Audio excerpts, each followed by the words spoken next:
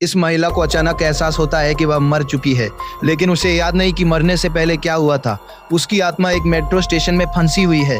वो कहीं भी जाने की कोशिश करे, एक अदृश्य दीवार उसे रोक देती है। कहीं जाने का रास्ता न होने के कारण वो हर दिन स्टेशन में भटकती रहती है। रात को जब वो थक जाती है तो 1 साल बाद तक बेंच पर आराम करती है। एक दिन वह एक रेस्तरां में बैठी होती है और उसके पास करने के लिए कुछ नहीं होता। तभी उसकी नज़र एक घबराई हुई महिला पर पड़ती है। लीसा उत्सुकता से उसके सामने बैठ जाती है। फोन पर हो रही बातचीत सुनकर उसे पता चलता है कि काम के तनाव के कारण वो महिला मानसिक रूप से टूट चुकी है। उसे रोते हुए देखकर वह सहज रूप से उसे सांत्वना देने के लिए हाथ बढ़ाती है। जैसे ही आंसू उसकी उंगलियों पर गिरते हैं, उसके मन में अपने जीवित रहते हुए अनगिनत यादें उमड़ आती है।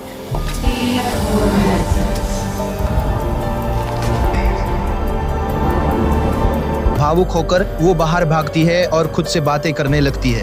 उसे याद आता है कि उसका नाम लीसा है और वो एक माध्यमिक विद्यालय में शिक्षिका थी। लीसा को याद आता है कि उसका जीवन कितना खुशहाल था और उसे समझ नहीं आता कि वो वहाँ क्यों मर गई। तभी उसे अचानक 3 जाने पहचाने चेहरे दिखाई देते हैं।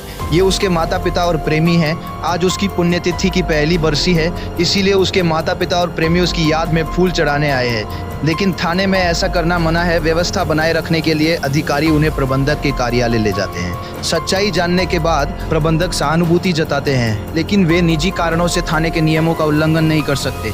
अपने माता पिता और प्रेमी को अपने सामने देखकर लीसा अपने आंसू नहीं रोक पाती। कर्मचारियों के समझाने बुझाने के बाद माता पिता आखिरकार श्रद्धांजलि ने देने का फैसला करते हैं।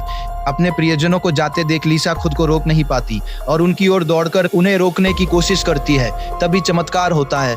वो बिना किसी कठिनाई के वायु अवरोधक को पार कर जाती है, जिसका मतलब था कि वो आखिरकार थाने से बाहर निकल सकती है। उसे शक था कि वायु अवरोधक का गायब होना उसके माता पिता और प्रेमी के आने से जुड़ा हुआ है। अपने माता पिता को अपने प्रेमी को अलविदा कहते देख उसने पहले उसके पीछे घर जाने का फैसला किया।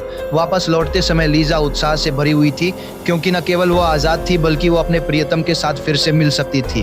वो उस अपार्टमेंट में लौटी जिसे उसने लीजा के जीवित रहते हुए बनवाया था। लेकिन जैसे ही वे आंगन में दाखिल हुए, कुछ अजीब हुआ। एक पड़ोसी ने उसके प्रेमी को बर्फीली निगाहों से घूरा।